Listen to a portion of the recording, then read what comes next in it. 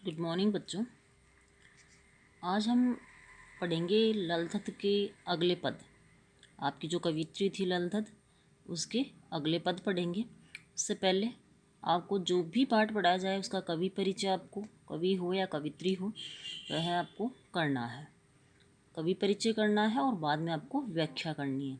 तो कवि परिचय में आप उनका जन्म लिखोगे, मृत्यु लिखोगे, उनकी रचनाएं लिखोगे, उन्होंने किस विषय पर या किस चीज़ के बारे में ज़्यादा लिखा, वो आप बताओगे परिचय में।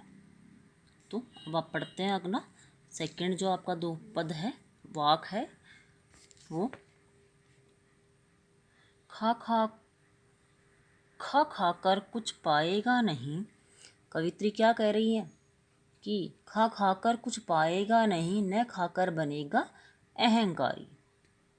तो कवित्री कह रही है कि इस संसार में खा खा कर, कि इस संसार में तू मोह माया में पढ़कर कुछ भी प्राप्त नहीं करेगा।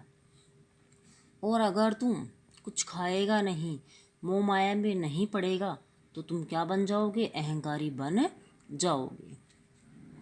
कवित्री कहती है कि इस संसार में अगर तुम मोह माया में नहीं पड़ेगा तो खा खा कर कुछ पाएगा नहीं, तो तुझे कुछ की भी प्राप्ति नहीं होगी। अगर तुम मोह माया में नहीं पड़ेगा तो तुझे कुछ भी प्राप्त नहीं होगा। और अगर तू मोह माया में पड़ गया तो वह नहीं पड़ेगा तो तू अहंकारी बन जाएगा, घमंड हो जाएगा तुझे अपने आप पर। सम खा तभी होगा संभावी, कि तुम अपने अंतःकरण को या मन को या अपनी इंद्रियों को क्या करो? वश में करो।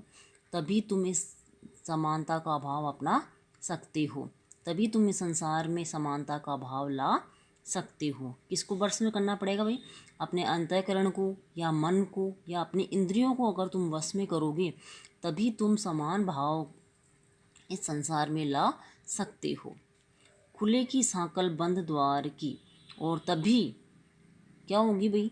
जो बंद द्वार हैं ईश्वर के, उन द्वारों की सांकल खुल जाएगी। अर्थात तभी तुम इस संसारिक मोह माया से मुक्त हो पाओगे।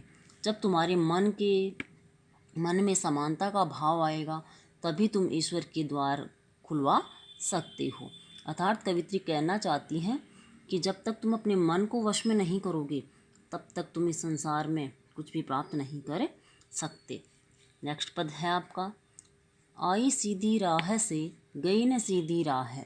कवित्री कहती है कि मैंने इस संसार में सीधे तरीके से जन्म लिया था, सीधी तरह से मैं इस संसार में आई थी, लेकिन मैं इस संसार में सीधी राह पर, सीधे रास्ते पर नहीं चल पाई। यहाँ सीधे रास्ते से मतलब है कि मैं संसार की मोह माया में क्या हो गई? छल कपट में फंस गई। मैंने जब जन्म लिया तब मेरे मन में, मेरे जीवन में कोई छल कपट का, कोई मोह माया का समावेश नहीं था, लेकिन जन्म लेने के बाद मैं छल कपट में, मोह माया में फंस गई। सुषुम्न सेतु पर खड़ी थी, बीत गया दिन आ है। सुषुम्न सेतु भाई, सुषुम्ना नाड़ी रूपी पुल। सुषुम्ना नाड़ी अपने नाक के मध्य भाग में पाई जाती है। ये नाड़ी कहाँ पाई जाती है? नाक के बीच में, जिसको पुल के रूप में यहाँ कल्पना की गई है। रूपक अलंकार का यहाँ प्रयोग हुआ है। सुषुम्ना नाड़ी रूपी पुल पर, मैं कवित्री कह रही है कि मैं सुषुम्ना नाड़ी रूपी पुल पर खड़ी थी और सारा दिन बीत गया, मतलब मेरा सारा जीवन बीत गया। मैं इस संसारिक मोह माया में पड़ी हुई थी और मेरा सारा दिन बीत गया। जेब टटोली कोड़ी न पाई, जब मैंने अपने जीवन को देखा, अपनी जेब को टटोला, तो मेरे पास कुछ भी नहीं था। कोड़ी यानी कुछ भी ना होना। कोड़ी जैसे के लिए आता है भैया कि मेरे पास कुछ भी नहीं था। मांझी को दूँ क्या उतराई, कि मैं अब इस मांझी यहाँ ईश्वर के लिए है कि ईश्वर को मैं दक्षिणा में क्या दूँ, ईश्वर को मैं भेंट में क्या दूँ, क्योंकि मेरा जीवन तो सांसारिक मोह माया में फंसा रह गया। अब मेरे पास कुछ भी नहीं बचा, अब मैं ईश्वर को क्या दूँ। कवित्री कहना चाहती हैं कि मैं इस सांसारिक मोह माया में फंसकर ईश्वर के लिए भेंट के रूप में कुछ भी नहीं ले जा पाई। अगला पद है आपका, चौथा पद है, थल थल में बसता है शिव ही।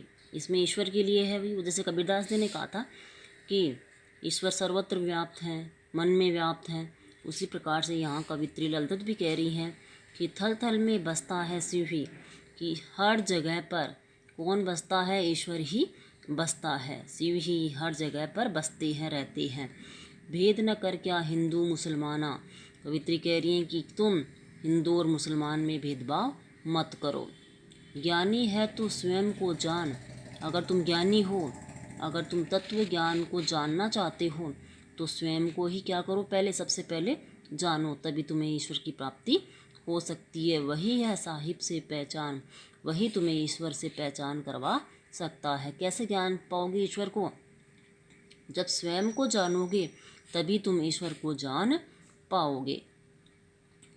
तो इसमें कवित्री कहना चाहती हैं कि हर ईश्वर का वास कहाँ है? मन में है।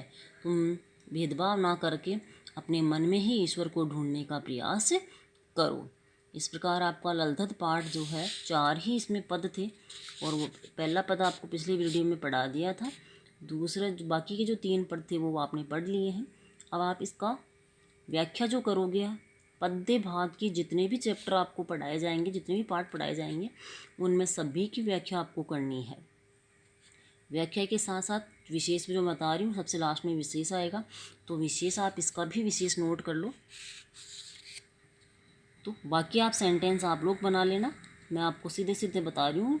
इसकी भाषा कैसी है? सरल, सरस, प्रवाहमयी, बोधगम्य, इसमें भाषा का प्रयोग हुआ है।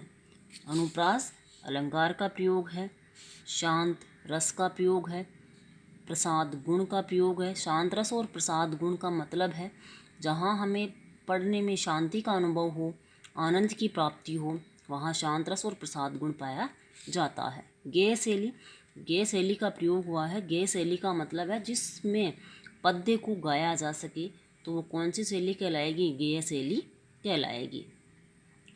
कुछ बच्चों के क्वेश्चन होते हैं कि मैम जो भाव स्पष्ट कीजिए, भाव स्पष्ट कीजिए। अगर आप ये क्वेश्चन ना भी करें तो कोई बात नहीं, क्योंकि आप पहले व्याख्या में इनके भाव बता चुके हैं। इसलिए जितने क्वेश्चन आपको आ रहे हैं, व्यवहारिक जो क्वेश्चन हैं वो आपको ज़रूर करने हैं। जैसे आपका 8वां क्वेश्चन है, ये क्वेश्चन आपकी व्यवहारिक क्वेश्चन है, इसको आप आपकी दृष्टि से जोड़कर इसका आंसर देना है। तो क्वेश्चन आंसर भी आपको इसमें साथ में ही करने हैं चैप्टर की व्याख्या करने के बाद। धन्यवाद।